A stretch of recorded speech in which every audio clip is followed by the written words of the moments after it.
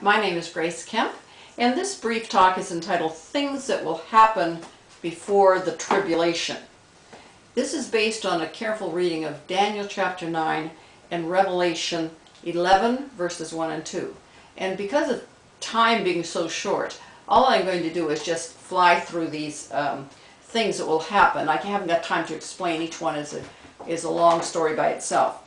There will be a 10-nation European sponsored confederacy in place. These things, as I said, are before the rapture of the church, before the tribulation starts. These 10-nation confederacy could be the European Union. It could more likely be the Western European Union, which has 10 powerful nations.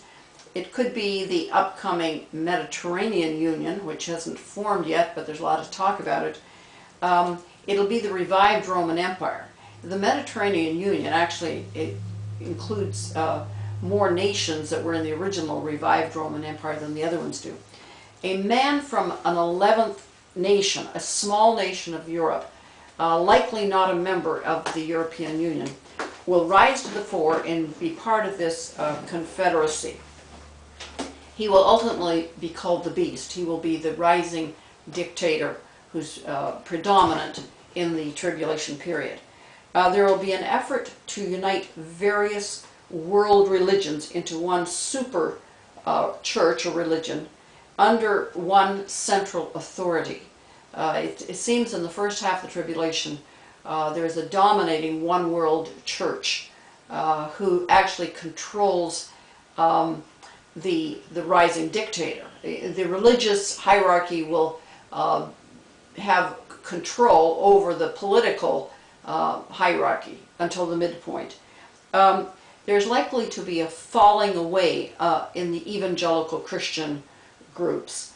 Sound doctrine is likely to be replaced as we approach the end times by other common causes such as the environment or world hunger or helping the underprivileged or eradication of disease, social issues. I think we're seeing that today. I think it says there will be people that will go to churches just to hear a popular, politically correct message rather than the truth that is presented in the Word of God. There will be an enormous emigration of Jews to Israel. Since 1948, their population at that time, I believe, was 80,000. Today, the population is 7 million. But this will increase as Jews flock to Israel, making Aliyah as we approach the end times. A powerful Jewish Messiah with a small m will rise in Israel, and he will be a direct descendant of King David. There's a great deal of research now being done establishing the genealogies of those who claim to be descendants of King David. And he will in fact be the Antichrist. The Antichrist is not the dictator of Europe. He is Antichrist. He is Jewish. He's the false prophet. He's the second beast. He's the beast out of the earth. He will be the actual Antichrist.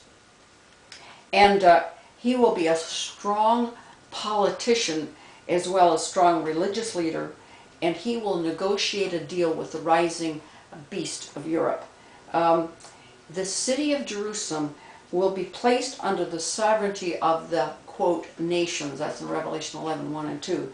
Now that could be the United Nations, the European Union, the Western European Union, the Mediterranean Union, but it will be a group, nations. It'll be a plural group of nations that is going to be given the sovereignty of Jerusalem. Now I'm trying to fill in the gap here. We know from Revelation that the third Jewish temple will be built on the Temple Mount. It's right in the Bible. It will be built. And I am thinking that the Jews will forfeit the sovereignty of Jerusalem in exchange for whoever receives the sovereignty of Jerusalem, that group promising to allow them to build the third temple and to protect them in so doing. And I'm guessing that it'll be built on the north side of the Temple Mount, north of the present Dome of the Rock. It says they will have their temple, but they will not own any of the property it sits on, at least except what it sits on, but they won't own the Temple Mount. They will have just the temple.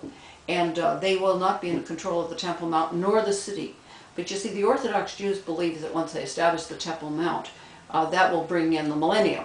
They don't seem to see the tribulation. And so the rising Messiah of Israel, he will be the leader of all of this in establishing the temple. He will sign a 7-year contract with the dictator of Europe. And of course it holds for 3.5 years. And when the temple is up, the Jews will demand or request animal sacrifices. They will want that immediately. And the covenant that will be signed will, after the temple is up, will protect Israel in order to establish the animal sacrifices. When that is signed, that is the day of the rapture. That is because the clock starts ticking at that point on the 2,520-day tribulation.